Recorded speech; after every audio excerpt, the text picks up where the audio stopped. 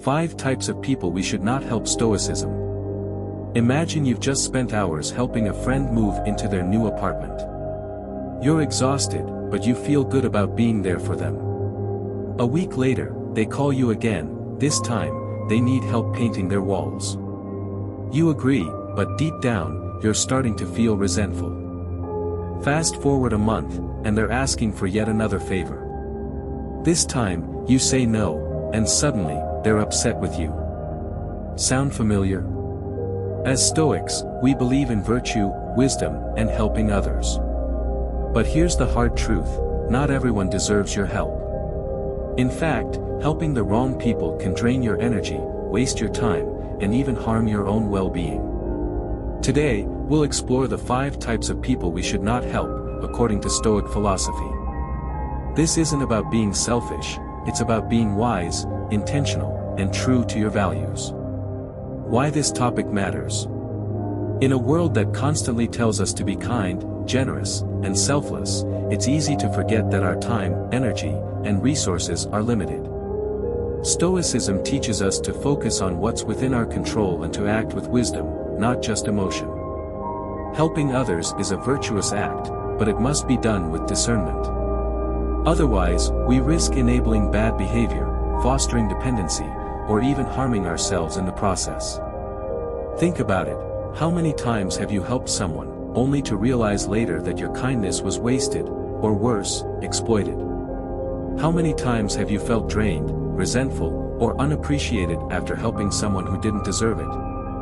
By understanding who not to help, we can protect our peace, focus on what truly matters, and make a more meaningful impact in the world.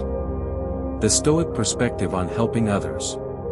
Before we dive into the 5 types of people we should not help, let's take a moment to understand the Stoic perspective on helping others. Stoicism is a philosophy of virtue, wisdom, and self-mastery. It teaches us to live in accordance with nature, to focus on what's within our control, and to act with justice and integrity. Helping others is a virtuous act, but it must be done with wisdom. As Marcus Aurelius said, "What is not good for the hive is not good for the bee." In other words, helping others should not come at the expense of your own well-being or values. Similarly, Epictetus taught that we should focus on what's within our control. We cannot control how others respond to our help, but we can control whether we offer it in the first place. Stoicism also emphasizes the importance of discernment. Not everyone who asks for help deserves it, and not every act of helping is truly virtuous. Sometimes, the most stoic thing you can do is say no. As Seneca wisely said, "He who is everywhere is nowhere." By saying no to the wrong people, we free ourselves to say yes to the right ones. The 5 types of people we should not help. This is the core of your video. Dive deep into each type, using Stoic philosophy to explain why helping them might be unwise. Use relatable examples, practical advice, and Stoic quotes to make the content engaging and actionable. 1. The chronic complainer. The first type of person we should not help is the chronic complainer. This is the person who always has problems but never takes responsibility or action to solve them. They're constantly venting about their job, their relationships, or their life, but when you offer advice or solutions, they dismiss them or make excuses. From a Stoic perspective, helping the chronic complainer can be a waste of time and energy. Stoicism teaches us to focus on what's within our control, and the chronic complainer's problems are ultimately their own responsibility. If they refuse to take action, no amount of help from you will make a difference. For example, imagine a friend who constantly complains about their job but never takes steps to improve their skills or look for a new one. You offer advice, you send them job listings, you even help them update their resume, but nothing changes. At some point, you have to ask yourself, am I really helping them, or am I just enabling their passivity? As Seneca said, associate with people who are likely to improve you. Surround yourself with people who inspire you, challenge you, and uplift you, not those who drain your energy with their endless complaints. If you want to help the chronic complainer, offer advice once, but don't waste your energy on repeated rescues. Encourage them to take responsibility for their own life, and then step back. 2. The manipulator. The second type of person we should not help is the manipulator. This is the person who uses guilt, flattery, or emotional blackmail to get what they want. They might play the victim, exaggerate their problems, or make you feel obligated to help them. But behind their pleas for help lies a hidden agenda. They're using you for their own benefit. Stoicism warns against being swayed by external emotions or manipulation.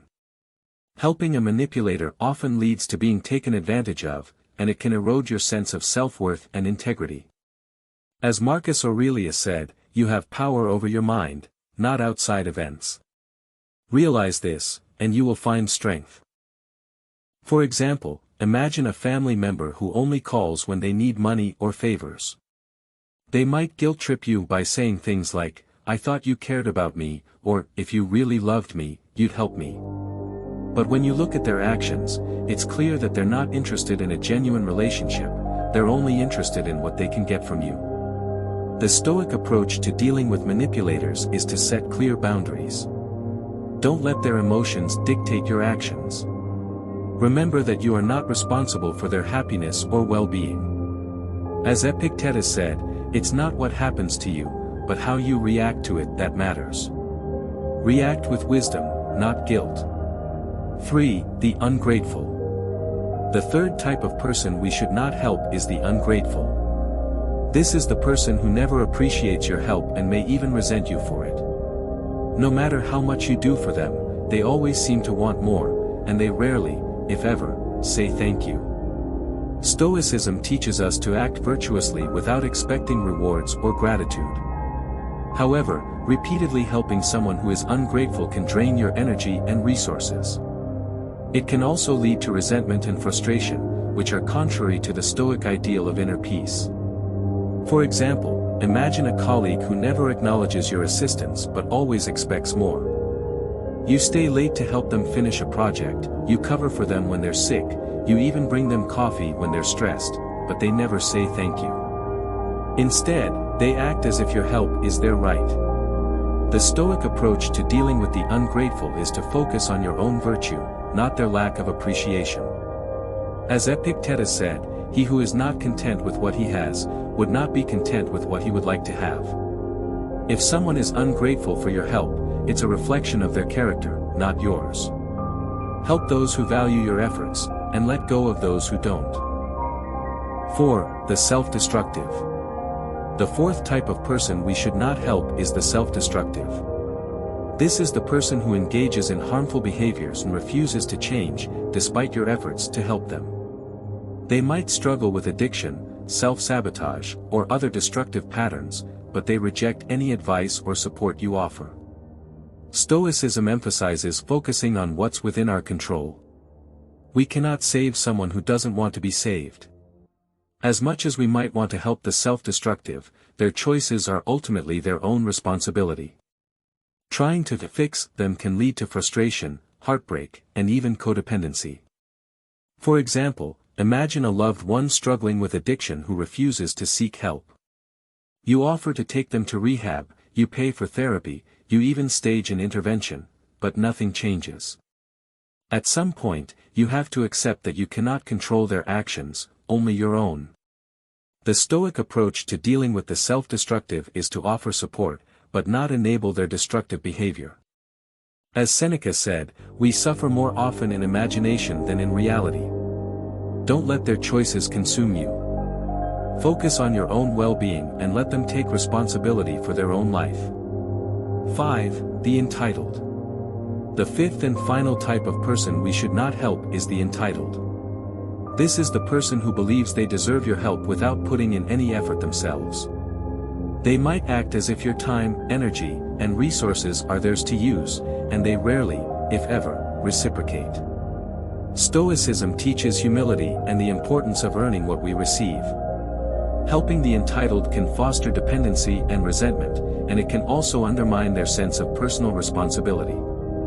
For example, imagine a friend who expects you to always foot the bill or do their work for them.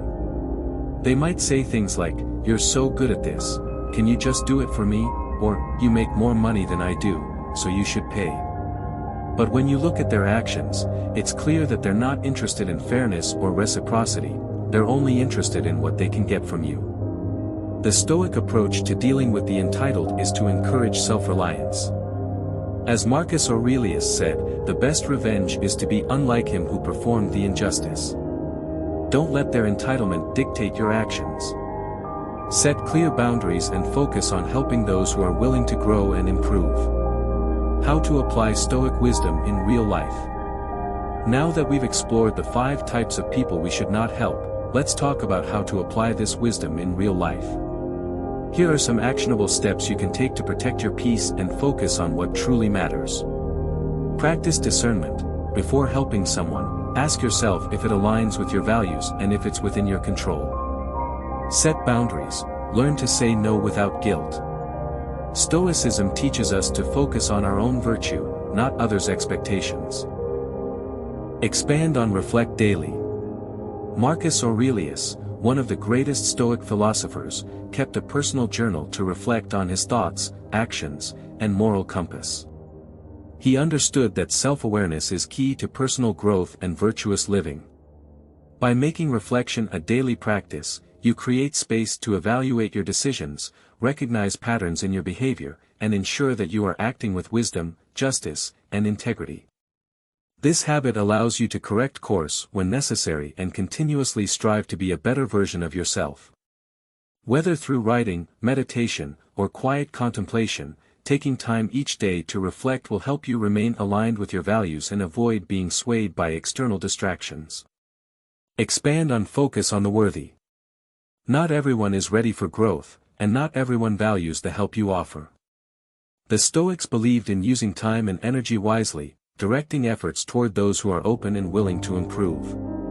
Helping people who resist change or who take advantage of your kindness can drain your energy and divert you from more meaningful pursuits. Instead, focus on those who genuinely seek guidance, who appreciate your wisdom, and who are committed to bettering themselves. This discernment is not about withholding kindness but about ensuring that your efforts produce real value. Remember, Stoicism teaches us to act with purpose, and that includes choosing where to invest our energy. Expand on the final message. As we close, I want to leave you with this essential Stoic principle: helping others is one of the greatest acts of virtue, but it must be done with wisdom. Not every situation requires your intervention, and not every person is ready for help. The path to a meaningful and impactful life is paved with discernment, knowing when to step in and when to step back. Protect your peace, stay true to your principles, and focus on what is within your control. If this message resonated with you, be sure to like, share, and subscribe for more insights on Stoic philosophy. I'd love to hear from you. Have you ever found yourself giving too much to someone who wasn't ready to change? How did you handle it? Drop your thoughts in the comments below, and let's learn from each other's experiences. Until next time, stay wise, stay virtuous, and remember, the best way to help the world is to first cultivate strength and wisdom within yourself.